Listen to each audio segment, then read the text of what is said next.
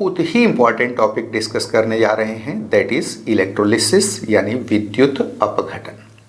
इस टॉपिक के अंतर्गत हम देखेंगे कि इलेक्ट्रोलिसिस होता क्या है, साथ में इलेक्ट्रोलिसिस के दौरान किन लॉज को, किन नियमों को फॉलो किया जाता है, और कुछ इंपॉर्टेंट केसेस देखेंगे इलेक्ट्रोलिसिस के, विद्युत अपघटन के कुछ इंपॉर्टेंट एग्जांपल्स देखेंगे और साथ में न्यूमेरिकल्स की बात करेंगे। याद रहे ये टॉपिक कॉम्पिटिटिव और एकेडमिक दोनों ही पॉइंट ऑफ व्यू से बहुत ज़्यादा इंपॉर्टेंट है।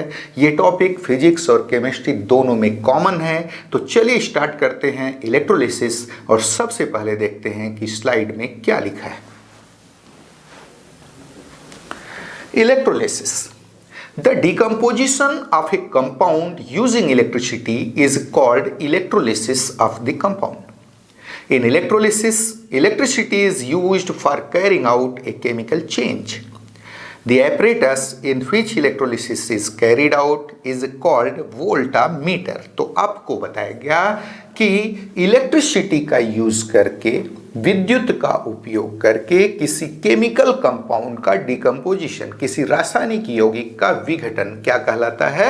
इलेक्ट्रोलिसिस कहलाता है, विद्युत अपघटन कहलाता है। साथ में बताया गया कि विद्युत अपघटन में विद्युत का उपयोग करके केमिकल चेंज यानी रासायनिक परिवर्तन कराया जाता है, और जिस एपरेटस में ये कराया जाता है, जिस एपरेटस में विद्युत अपघटन कराया जाता है, उसे हम वोल्टामीटर बोलते हैं। याद रहे, voltameter, not voltmeter. Voltmeter is used for measuring potential difference.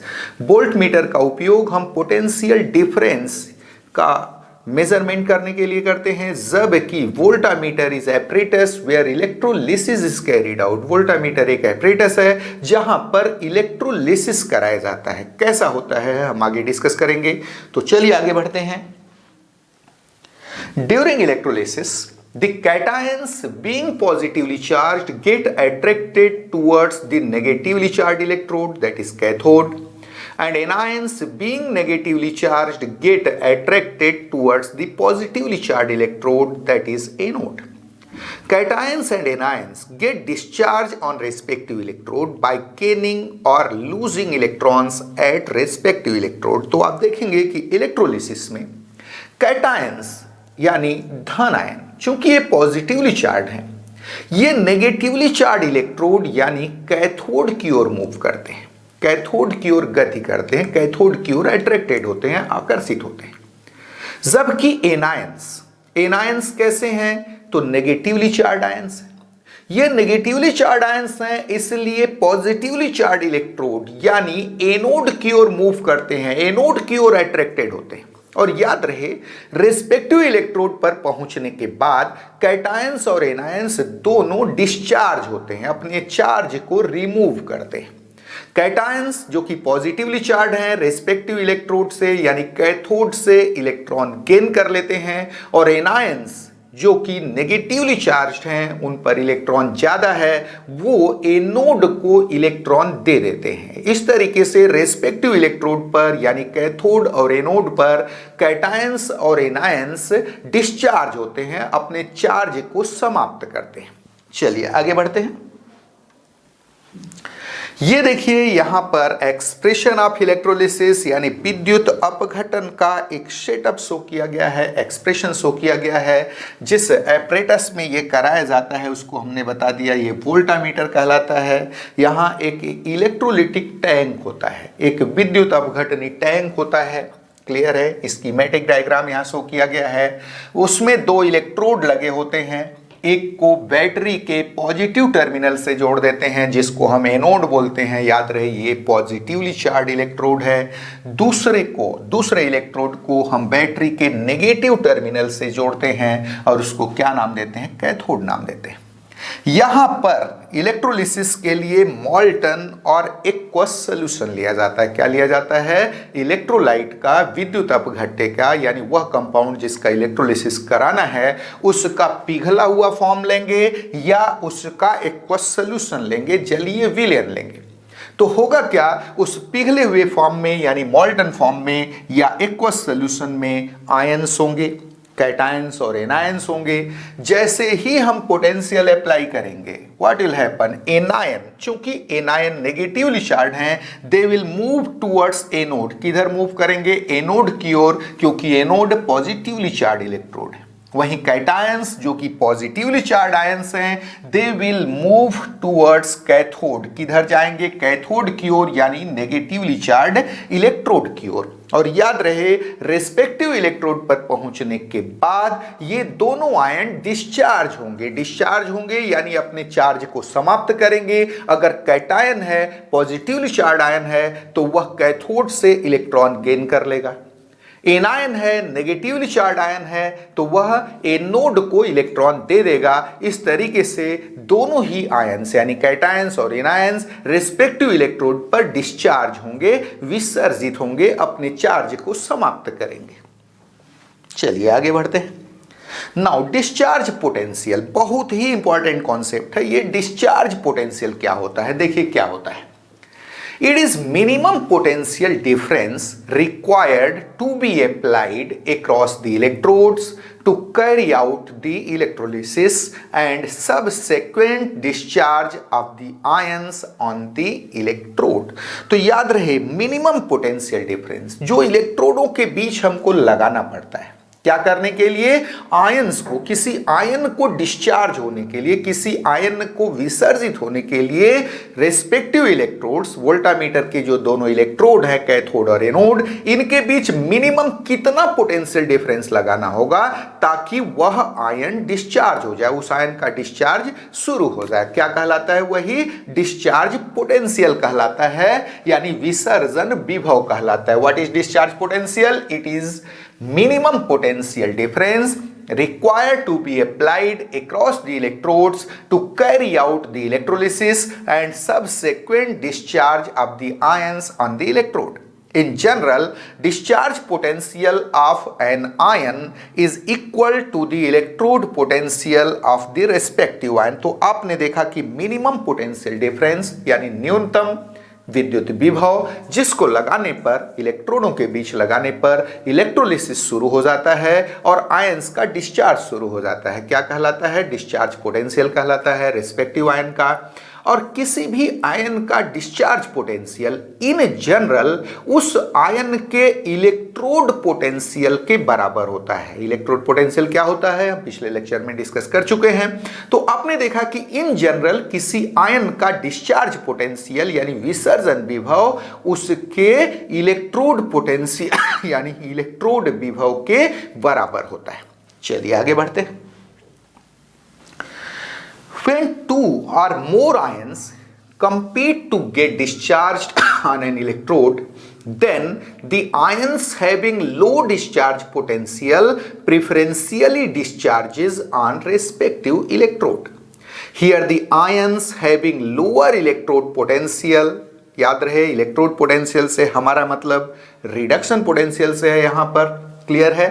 तो क्या देखा, here the ions having lower electrode potential that is reduction potential gets discharged preferentially at anode, while those having higher electrode potential that is reduction potential gets preferentially discharged at cathode. तो आपने देखा कि अगर solution में एक से ज्यादा प्रकार के कैटायन या एनायन हो, याद रहे बहुत इंपॉर्टेंट पॉइंट डिस्कस हो रहा है अभी, अगर सॉल्यूशन में एक से ज्यादा प्रकार के कैटायन हो या एक से ज्यादा प्रकार के एनायन हो, तो वह कैटायन या वह एनायन जिसका डिस्चार्ज पोटेंशियल कम है वही रेस्पेक्टिव इलेक्ट्रोड पर प्रेफरेंशियली डिस्चार्ज होता है, यानी उसके डिस्चार्ज का प्रेफरेंस ज्यादा होता है, वह इजीली डिस्चार्ज होता है।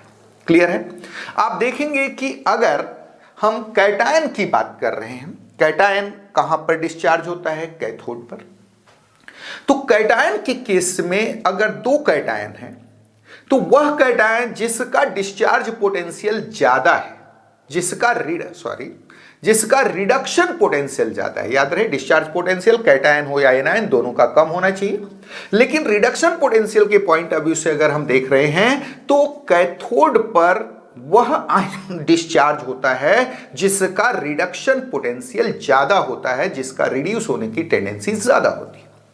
वहीं एनोड पर वह आयन डिस्चार्ज होता है, वह एनायन प्रेफरेंशियली डिस्चार्ज होता है जिसका इलेक्ट्रोड पोटेंशियल यानी रिडक्शन पोटेंशियल रिलेटिवली कम है।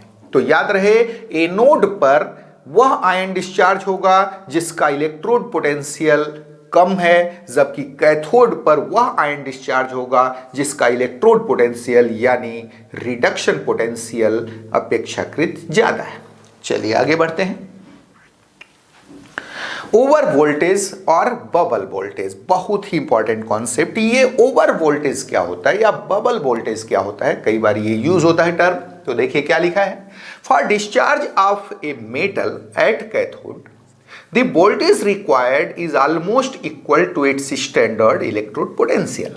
However, for liberation of gases such as oxygen, some extra voltage is required, which is called over voltage or bubble voltage. तो आपको बताया गया जो कैटायंस होते हैं, स्पेशली मेटल आयंस होते हैं, उनका डिस्चार्ज पोटेंशियल उनके स्टैंडर्ड इलेक्ट्रोड पोटेंशियल के ऑलमोस्ट इक्वल होता है। लेकिन एनायन के डिस्चार्ज के लिए, जैसे आप देखोगे कि ऑक्सीजन जब रिलीज हो रहा हो, एनायन के डिस्चार्ज के लिए अगर कोई गैस वहां रिलीज हो रही है तो कुछ एक्स्ट्रा पोटेंशियल रिक्वायर्ड होता है, अपेक्षाकृत ज्यादा पोटेंशियल लगता है, पोटेंशियल डिफरेंस रिक्वायर्ड होता है। इसी को हम क्या नाम देते हैं, ओवर वोल्टेज और बबल वोल्टेज। क्या नाम देते हैं, ओवर वोल्टेज और बबल वोल्टेज। क्या लिख रहा है, for liberation of gases such as oxygen some extra voltage is required which is called over voltage और बबल वोल्टेज। तो गैसों के डिस्चार्ज के लिए कुछ एक्स्ट्रा वोल्टेज की जरूरत पड़ती है जिसको हम ओवर वोल्टेज या बबल वोल्टेज के नाम से जानते हैं। चलिए आगे बढ़ते हैं। Preferential oblique selective discharge of ions during electrolysis, that is preferential oblique selective discharge theory। बहुत ही important, competitive point of view से बहुत इंपॉर्टेंट टॉपिक डिस्कस करने जा रहे हैं। तो यहां पर देखिए प्रेफरेंशियल डिस्चार्ज थ्योरी क्या है। मैंने बताया कि अगर सॉल्यूशन में एक से ज्यादा प्रकार के कैटायन हो तो उनमें से कौन प्रेफरेंशियली डिस्चार्ज होगा, कौन डिस्चार्ज होगा, कौन डिस्चार्ज होने से बच जाएगा। क्लियर है, एक से ज्यादा प्रकार के एनायन हो तो एनोड पर उनमें से कौन प्रेफरेंशियली डिस्चार्ज होगा।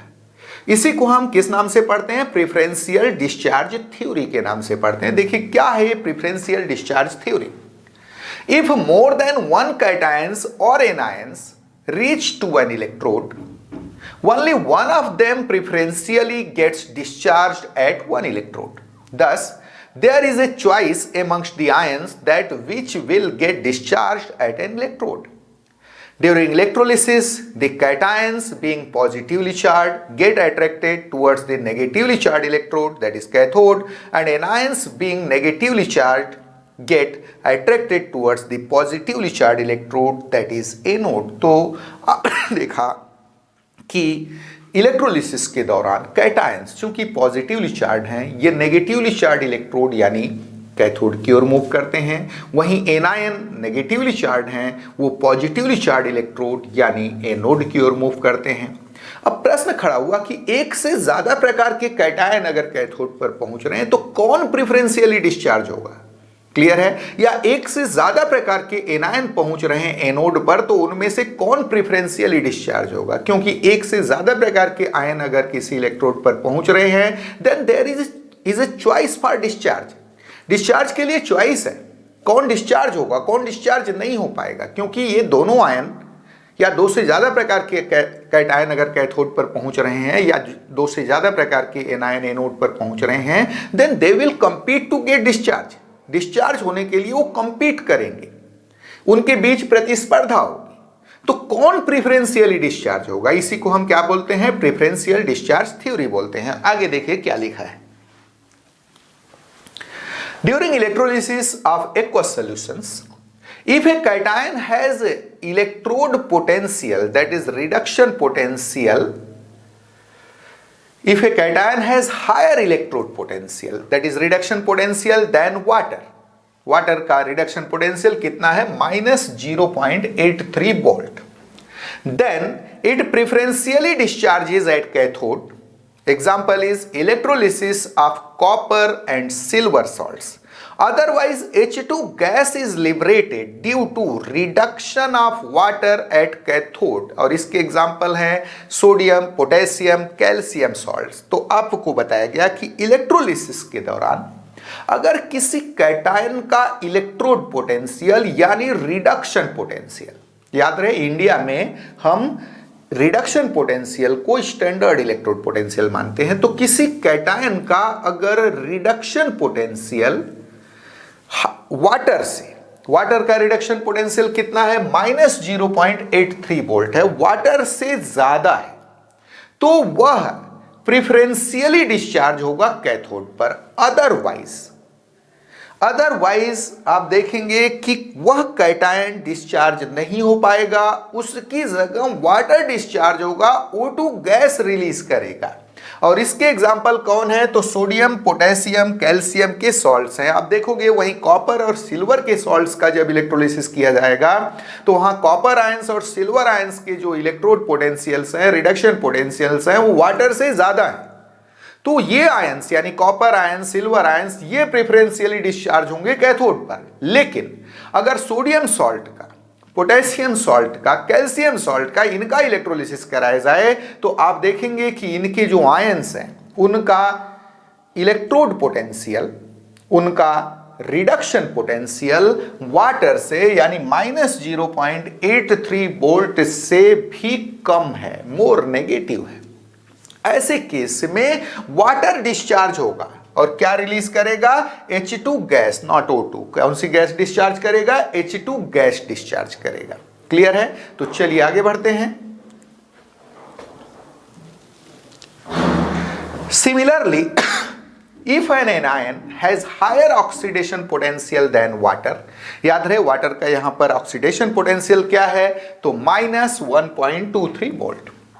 If an anion has higher oxidation potential than water, that is -1.23 volt, then it preferentially discharges at anode. Example is bromide ion, जिसका इलेक्ट्रोड पोटेंशियल -1.09 वोल्ट है, लेस नेगेटिव है देन वाटर, यानी value ज्यादा है इसका। Iodide ion -0.53 volt, ये भी -1.23 volt से ज्यादा है, लेस नेगेटिव है, etcetera. Otherwise, O2 gas is liberated due to oxidation of water at anode. इसके एग्जाम्पल है फ्लोराइड आयन, जिसका वैल्यू -2.87 वोल्ट है, यानी -1.23 वोल्ट से भी मोर नेगेटिव, लेसर है। Sulphate ions SO4 double minus, value is -2.01 volt, etcetera. Order of ease of discharge, that is oxidation of certain anions at anode. Anode पर कुछ anions के discharge होने का ऑर्डर यहां दिया गया है।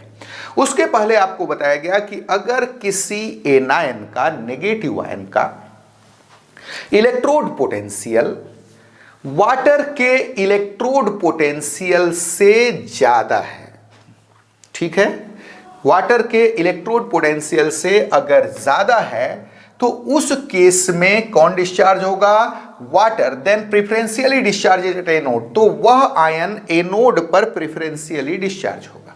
क्या बताया गया, फिर से देखिए, if an anion has higher oxidation potential than water, अगर किसी एनायन का, याद रहे यहां ऑक्सीडेशन पोटेंशियल की बात कर रहे हैं, ऑक्सीडेशन पोटेंशियल अगर वाटर से ज्यादा है तो वह आयन प्रेफरेंशियली डिस्चार्ज होगा। क्लियर है? ऑक्सीडेशन पोटेंशियल अगर ज्यादा है, ऑक्सीडेशन पोटेंशियल ज्यादा मतलब ऑक्सीडाइज होने की टेंडेंसी ज्यादा। और इसके एग्जांपल कौन कौन से आयंस हैं, तो ब्रोमाइड आयंस, आयोडाइड आयंस, इनका ऑक्सीडेशन पोटेंशियल वाटर के ऑक्सीडेशन पोटेंशियल से ज्यादा है। वहीं आप देखेंगे कि अगर किसी एनायन का ऑक्सीडेशन पोटेंशियल वाटर से भी कम है, यानी -1.23 वोल्ट से मोर नेगेटिव है, example is fluoride ion, sulphate ion, ये इसके एग्जाम्पल हैं। तो इस केस में आप देखेंगे कि फ्लोराइड आयन, सल्फेट आयंस ये डिस्चार्ज नहीं हो पाएंगे, इनकी जगह वाटर डिस्चार्ज होगा। क्लियर है? और O2 गैस रिलीज करेगा। क्या रिलीज करेगा? O2 गैस रिलीज करेगा। आगे देखिए, order of ease of discharge of certain anions at anode. Competitive examination का बहुत ही इंपॉर्टेंट पॉइंट है। यहां पर कुछ एनायंस के डिस्चार्ज का ईज यानी सरलता का क्रम दिया गया है एट एनोड। एनोड पर कुछ आयंस के डिस्चार्ज होने की सरलता का क्रम है। तो सबसे पहले fluoride ion is lesser than sulphate ion. याद रहे, फ्लोराइड आयन के डिस्चार्ज होने की टेंडेंसी लीस्ट है, सबसे कम है। उसके बाद किसका नंबर आता है? सल्फेट आयंस की, देन नाइट्रेट आयन की। तो fluoride ion is lesser than sulphate ion, is lesser than nitrate ion, is lesser than chloride ion, is lesser than bromide ion, is lesser than iodide ion, is lesser than hydroxide ion। याद रहे, सबसे ज्यादा discharge होने की tendency किस में है? तो हाइड्रोक्साइड आयन में है, इन एनायंस में। वहीं फ्लोराइड आयन में, सल्फेट आयन में डिस्चार्ज होने की टेंडेंसी सबसे कम है। सॉल्यूशन में बने रहने की टेंडेंसी इनकी ज्यादा है, ये डिस्चार्ज आसानी से नहीं होते। वहीं iodide ion, hydroxide ion easily discharge होते हैं, ये सॉल्यूशन में बने रहने की टेंडेंसी कम रखते हैं। चलिए आगे बढ़ते हैं। Now factors affecting selective discharge of ions, यानी कौन कौन से फैक्टर्स हैं जो आयंस के सेलेक्टिव डिस्चार्ज को, प्रेफरेंशियल डिस्चार्ज को इफेक्ट करते हैं, प्रभावित करते हैं। तो उनमें सबसे पहला है position of ion in electrochemical series. Electrochemical series में आयन का पोजीशन कहां पर है? देखिए क्या लिखा है स्लाइड में। In electrochemical series different ions are arranged in increasing order of the ease to which they get discharge during electrolysis. Here the lower the position of an ion, either cation or anion in electrochemical series, more easily it gets liberated at the electrode। तो याद रहे, electrochemical series में different ions, चाहे वो cation हो या anion हो, अपने ईज ऑफ डिस्चार्ज के बेसिस पर, order of ease of discharge यानी कितनी सरलता से वह डिस्चार्ज होता है ड्यूरिंग इलेक्ट्रोलिसिस, इसके बेसिस पर अरेंज किया गया है। अगर किसी कैटायन या एनायन का पोजीशन हायर है तो उस केस में आप देखिए क्या लिखा है। यहां लिखा हुआ है कि the lower the position of an ion, cation or anion in electrochemical series, more easily it gets liberated at electrode। तो अगर किसी आयन का पोजीशन हायर है इन इलेक्ट्रोकेमिकल सीरीज तो उसके डिस्चार्ज होने की सरलता कम होती है, वह आसानी से डिस्चार्ज नहीं होता। वहीं जो लोअर पोजीशन ऑक्युपाई कर रहा है इलेक्ट्रोकेमिकल सीरीज में, उसके डिस्चार्ज होने की टेंडेंसी ज्यादा होती है। क्लियर है? तो आपने देखा कि इलेक्ट्रोकेमिकल सीरीज में यानी विद्युत रासायनिक श्रेणी में डिफरेंट आयंस को उनके डिस्चार्ज होने की सरलता के, ईज ऑफ डिस्चार्ज के क्रम में अरेंज किया गया है। जो आयन लोअर पोजीशन ऑक्युपाई कर रहा है, चाहे वो कैटायन हो या एनायन हो, उसकी डिस्चार्ज होने की क्षमता ज्यादा है, वह इजीली डिस्चार्ज होता है। जबकि जो ऊपर में है, हायर पोजीशन ऑक्युपाई कर रहा है, वह आसानी से डिस्चार्ज नहीं होता, प्रेफरेंशियली डिस्चार्ज नहीं होता। चलिए आगे बढ़ते हैं। अब यहां पर हम पहला केस लेने जा रहे हैं, सेलेक्टिव डिस्चार्ज ऑफ कैटायन। सबसे पहले हम कैटायंस के सेलेक्टिव डिस्चार्ज की बात करेंगे। कैटायंस जब डिस्चार्ज होता है तो वहां पर हमको किन किन चीजों को ध्यान में रखना है, विच विल डिस्चार्ज सेलेक्टिवली और प्रेफरेंशियली। देखिए क्या लिखा है। A more reactive metal has greater tendency to get oxidised, that is lose electrons, forming cations. Hence, its ions have a very weak tendency to gain electrons, that is, have very weak tendency to get discharged at cathode. Thus, the greater the reactivity of a metal, the lesser is the tendency of its ions to get discharged at cathode. तो आप देखोगे कि जो मोर reactive metal है, उनकी electron छोड़ने की, electron release करके ऑक्सीडाइज होने की टेंडेंसी बहुत ज्यादा होती है। तो नेचुरली उनके आयंस की इलेक्ट्रॉन गेन करके रिड्यूस होने की यानी डिस्चार्ज होने की टेंडेंसी क्या होगी? कम होगी। तो आप देखेंगे कि कोई मेटल जितना ज्यादा रिएक्टिव होगा इलेक्ट्रोकेमिकल सीरीज में, उसका पोजीशन जितना हायर होगा, उसका इलेक्ट्रोड पोटेंशियल यानी स्टैंडर्ड रिडक्शन पोटेंशियल जितना मोर नेगेटिव होगा, उस मेटल के रेस्पेक्टिव आयन की डिस्चार्ज होने की क्षमता उतनी ही कम होगी। क्लियर है? देखिए क्या लिखा है आगे, a metal having more negative और less positive value of its standard electrode potential, that is standard reduction potential, is preferred for discharge at cathode as compared to that having less negative or more positive value of its standard electrode potential, that is standard reduction potential। तो आप देखेंगे कि cathode पर उस metal ion की discharge होने की tendency ज्यादा होती है जिसका रिडक्शन पोटेंशियल लेस नेगेटिव, अगर नेगेटिव है तो कम से कम नेगेटिव हो, और मोर पॉजिटिव, पॉजिटिव है तो मोर पॉजिटिव हो, उसका वैल्यू ज्यादा हो, वो प्रेफरेंशियली डिस्चार्ज होगा। क्लियर है? तो आपने क्या देखा, a metal having more negative और less positive value of its standard electrode potential, standard reduction potential is preferred for discharge at cathode, cathode पर डिस्चार्ज होने के लिए वह मेटल प्रीफर्ड होता है जिसका स्टैंडर्ड इलेक्ट्रोड पोटेंशियल यानी रिडक्शन पोटेंशियल लेस नेगेटिव हो और मोर पॉजिटिव हो, जबकि वह मेटल आयन या वह मेटल जिसका standard electrode potential, reduction potential more negative और लेस पॉजिटिव है, वह प्रेफरेंशियली डिस्चार्ज नहीं होता। चलिए आगे बढ़ते हैं।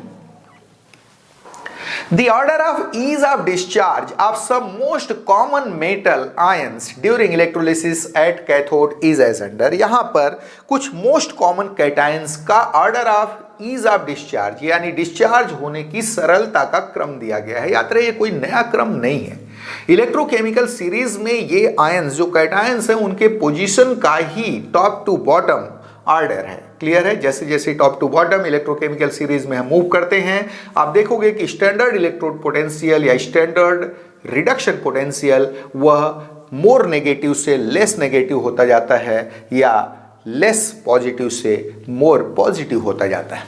देखिए क्या है ऑर्डर, तो K plus is lesser than Ca double plus is lesser than Na plus is lesser than Mg double plus is lesser than Al triple plus is lesser than Zn double plus is lesser than Fe double plus is lesser than Pb double plus is lesser than H plus is lesser than Cu double plus is lesser than Hg double plus is lesser than Ag double plus।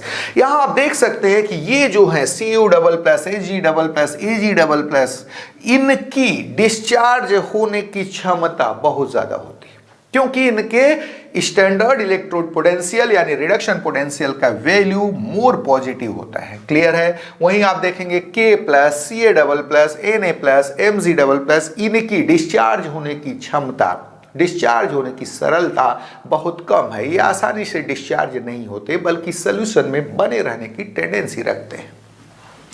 देखिए क्या लिखा है, thus the ions of reactive metals like potassium and sodium have very weak tendency to get discharged and therefore have a very strong tendency to remain left in the electrolytic solutions।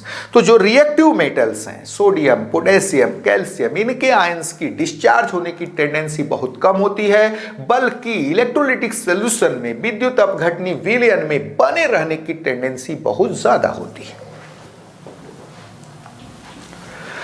Hydrogen ions and ions of less reactive metals like copper and silver have a very strong tendency to get discharged at cathode। तो आप देखेंगे कि hydrogen ion और less reactive metals के ions like copper, silver, mercury, इनके जो ions हैं उनकी डिस्चार्ज होने की टेंडेंसी बहुत ज्यादा होती है।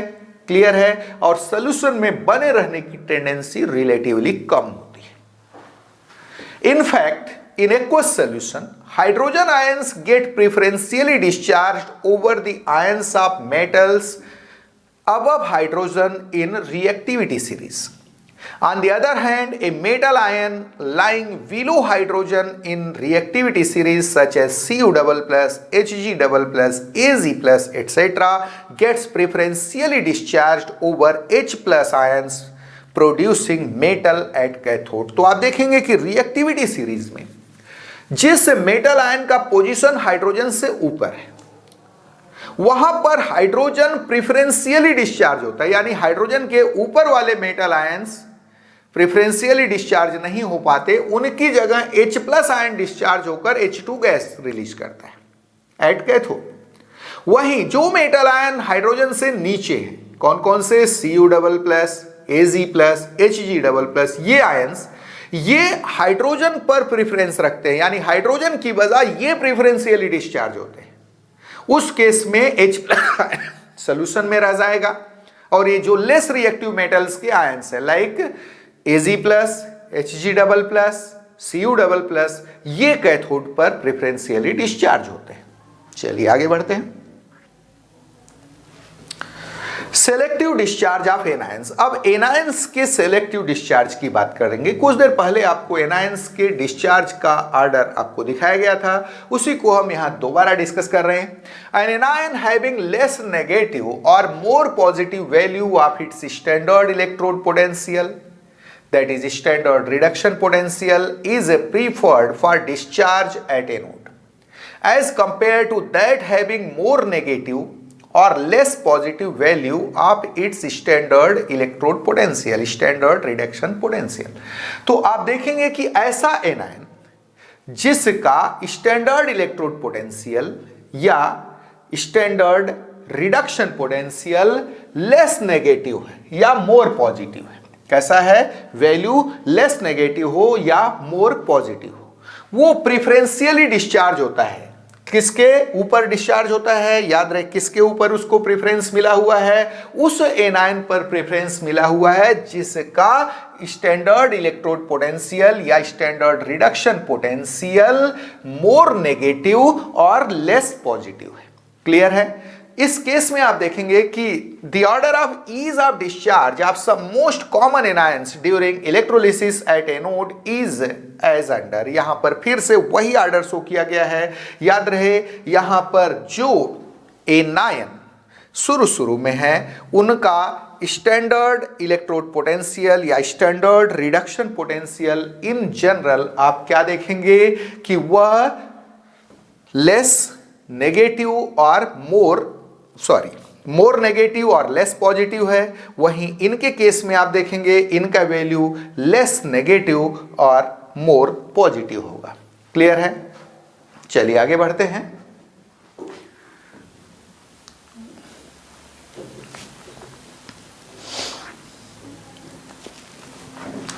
Here fluoride, sulfate and nitrate ions have very weak tendency to get discharged at anode and therefore they have a very strong tendency to remain left in electrolytic solution. Thus they are not electrolyzed during electrolysis। तो electrolysis के दौरान जो fluoride ion है, sulphate ion है, उनकी discharge होने की tendency बहुत कम होती है, बल्कि सोल्यूशन में बने रहने की टेंडेंसी बहुत ज्यादा होती है।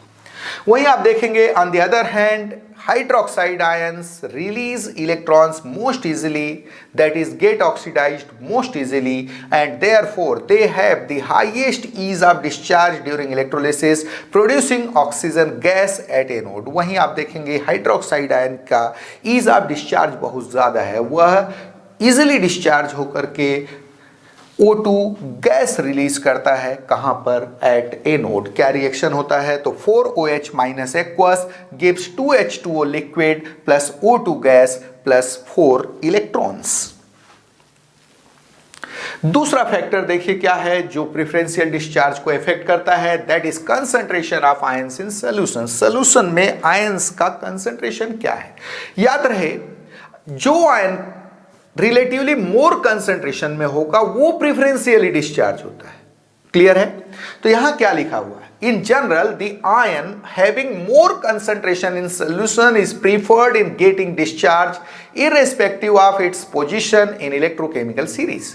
Thus, if an ion is present in higher concentration, then it always preferentially get discharged regardless of its ease of discharge। यहां पर ease of discharge कुछ भी हो, सोल्यूशन में जो आयन हायर कंसंट्रेशन में होगा वो डिस्चार्ज होगा।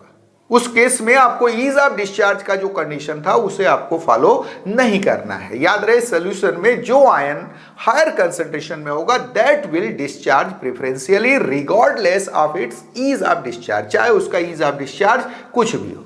आगे देखिए क्या है। For example, during electrolysis of concentrated NaCl solution, the ions present in electrolytic solution are Na plus, Cl minus, H plus due to partial dissociation of water and OH minus due to partial dissociation of water। तो अगर concentrated NaCl के aqueous solution का हम electrolysis करा रहे हैं तो solution में 4 आयंस होंगे। कौन कौन से आयंस होंगे? Na plus, Cl minus, H plus और OH माइनस। इस केस में याद रहे कैथोड पर H प्लस और Na प्लस दोनों जाएंगे, लेकिन सोल्यूशन में चूंकि Na प्लस का कंसंट्रेशन बहुत ज्यादा है, दैट विल डिस्चार्ज प्रेफरेंशियली, जबकि Na प्लस का डिस्चार्ज होने का ईज ऑफ डिस्चार्ज रिलेटिवली कम है as compared to H plus ion. Here the concentration of Na plus and Cl minus ions in solution is more than H plus and OH minus ions. Thus, during electrolysis of concentrated NaCl, both Na plus and Cl minus ions will get discharged at respective electrode instead of H plus and OH minus ions, though they occupy higher positions in electrochemical series, that is, have lesser tendency to get discharged. Thus, the electrode reaction will be as under, क्या होगा? At cathode Na plus plus electron gives Na. At anode 2Cl minus gives Cl2 plus 2 electrons. Thus, during electrolysis of concentrated NaCl solution, sodium is deposited at cathode while chlorine gas is liberated at anode। तो आपने देखा कि electrolysis के दौरान जो solution में जो ion higher concentration में होगा वह प्रेफरेंशियली डिस्चार्ज होगा, चाहे उसका ईज ऑफ डिस्चार्ज कुछ भी हो। क्लियर है? Now nature of electrodes. Electrodes का नेचर भी कई बार आयन के डिस्चार्ज को इफेक्ट करता है। देखिए क्या लिखा है, the material of which the electrode is made determines whether it will take part in electrolytic reaction or not. On this basis there are two types of electrodes। तो याद रहे जिस मेटल का इलेक्ट्रोड बना हुआ है, जिस मटेरियल का इलेक्ट्रोड बना हुआ है, वह ये डिसाइड करता है कि इलेक्ट्रोड रिएक्शन में इलेक्ट्रोड इन्वॉल्व होगा कि नहीं होगा। इस बेसिस पर इलेक्ट्रोड्स दो टाइप के हैं। पहला टाइप है inert electrode. These electrodes do not take part in reaction।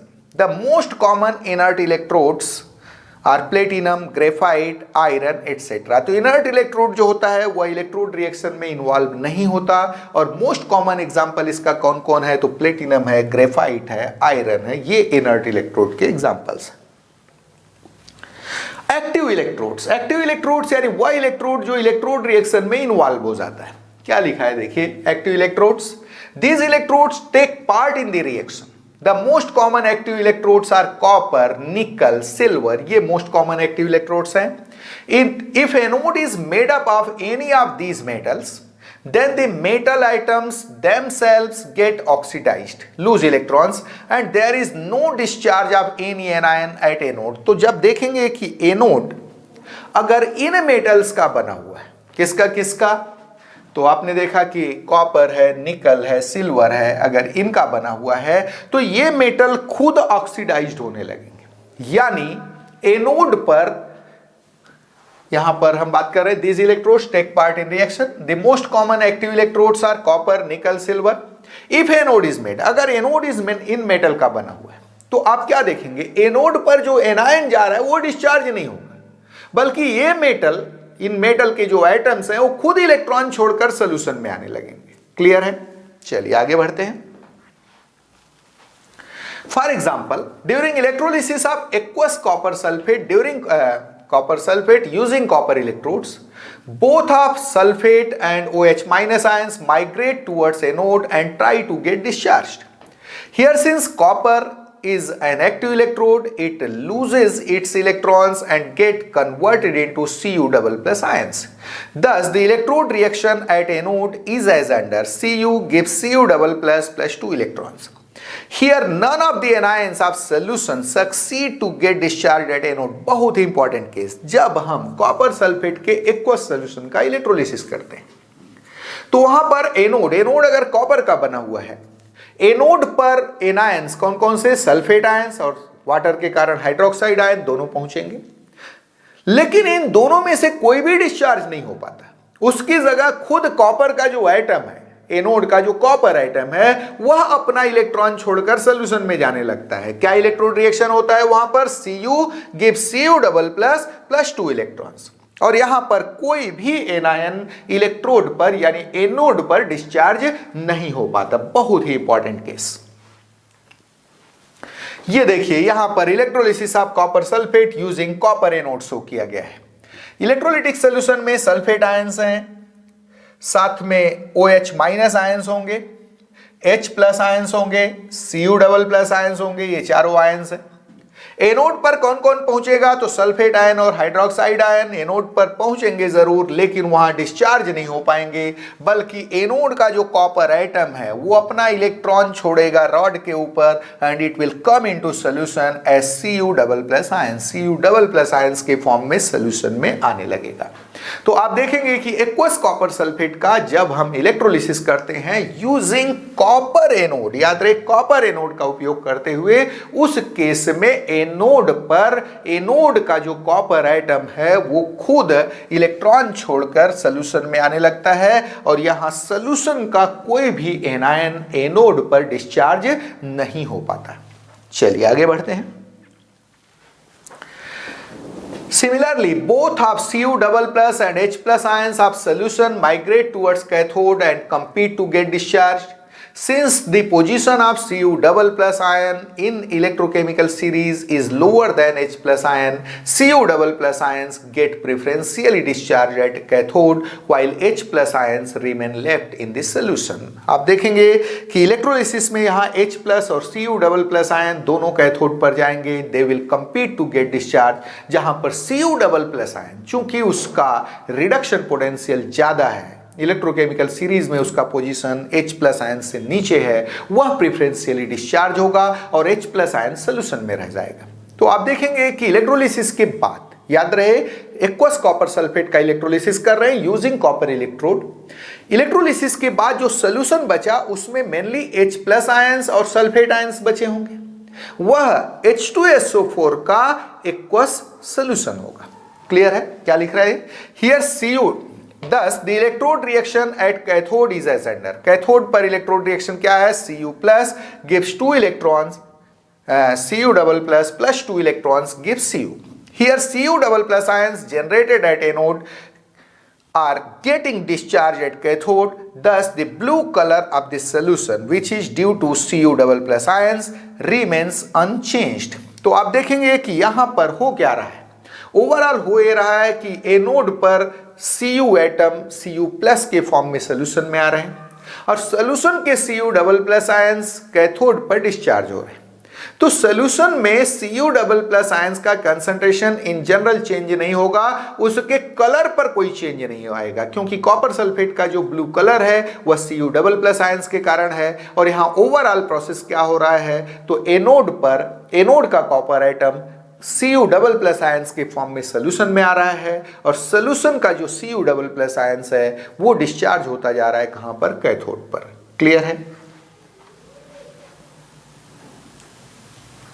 Now important facts for IIT AIIMS NEET. याद रहे कॉम्पिटिटिव पॉइंट ऑफ व्यू से कौन कौन से इंपॉर्टेंट फैक्ट यहां पर सामने आए हैं, उसको हमने अलग से एक स्लाइड बना करके दे दिया है। देखिए क्या है, order of ease of discharge that is oxidation of certain anions at anode. Anode के पर डिफरेंट आयंस, डिफरेंट एनायंस के डिस्चार्ज होने का ईज क्या है, तो याद रहे fluoride ions is lesser than sulphate ions, is lesser than nitrate ion, is lesser than chloride ion, is lesser than bromide ion, is lesser than iodide ion, is lesser than hydroxide ion. ये order है। यहाँ पर थोड़ा सा आपको अगर हम standard electrode potential point of view से देखें, standard oxidation potential point of view से देखें तो थोड़ा सा वेरिएशन हमको दिख सकता है, बट ऑर्डर ऑफ इज यही है। आगे देखिए क्या है, standard electrode potential for some important reactions occurring at anode. Anode पर होने वाले कुछ इंपॉर्टेंट रिएक्शंस के लिए स्टैंडर्ड इलेक्ट्रोड पोटेंशियल यहाँ दिया गया है। फ्लोराइड आयंस के लिए 2F minus plus 2 electrons gives F2, E0 का वैल्यू यानी स्टैंडर्ड रिडक्शन पोटेंशियल इसका होता है प्लस 2.87 वोल्ट। याद रहे यहाँ जो माइनस दिया गया है ये ऑक्सीडेशन पोटेंशियल दिया गया है, ये standard electrode potential reduction potential के फॉर्म में लिखा हुआ है। तो कितना है प्लस 2.87 वोल्ट। वहीं आप देखेंगे H2O8 double minus that is पर सल्फेट आयन, यहां पर आप देखेंगे 2 इलेक्ट्रॉन गेन करके सल्फेट आयन में कन्वर्ट हो रहा है। E0 का वैल्यू है प्लस 2.01 वोल्ट।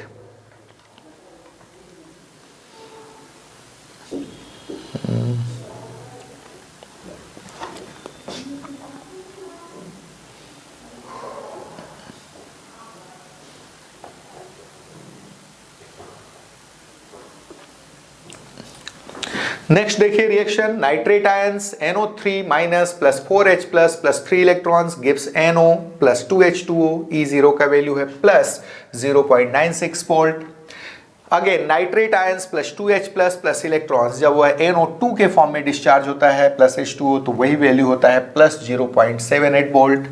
क्लोराइड आयन के लिए 2Cl minus plus 2 electrons gives Cl2। E0 का value plus 1.36 volt. Bromide ions 2Br minus plus 2 electrons gives Br2, इसके लिए वैल्यू है E0 plus 1.09 volt. Iodide ion के लिए वैल्यू है plus 0.53 volt.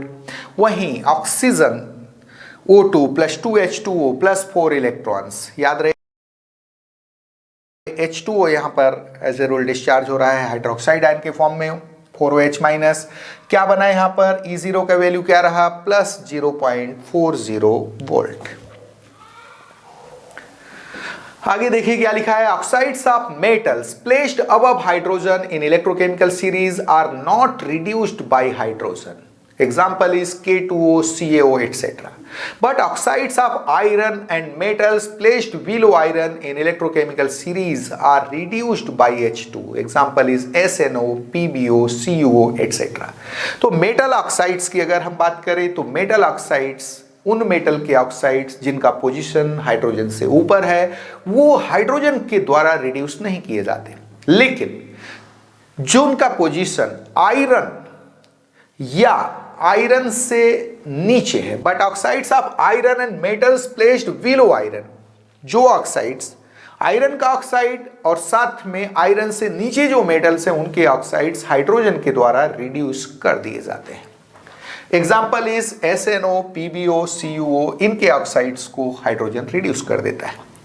Oxides of metals having E0 either greater than or equal to 0.79 volt get decomposed on heating to give metals and O2 gas। बहुत ही important case, आप देखेंगे कि जिस metal oxide के E0 यानी स्टैंडर्ड रिडक्शन पोटेंशियल का value या तो इक्वल है या ग्रेटर देन है 0.79 वोल्ट, वह हीट करने पर डिकम्पोज हो जाता है और O2 गैस रिलीज करता है। क्वांटिटेटिव पॉइंट ऑफ व्यू से बहुत इंपॉर्टेंट है।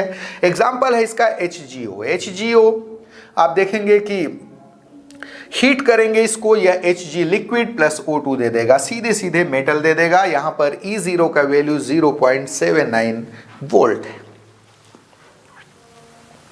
तो आज के लेक्चर में बस इतना ही। आज के लेक्चर में आपने स्पेशली प्रेफरेंशियल डिस्चार्ज थ्योरी को पढ़ा।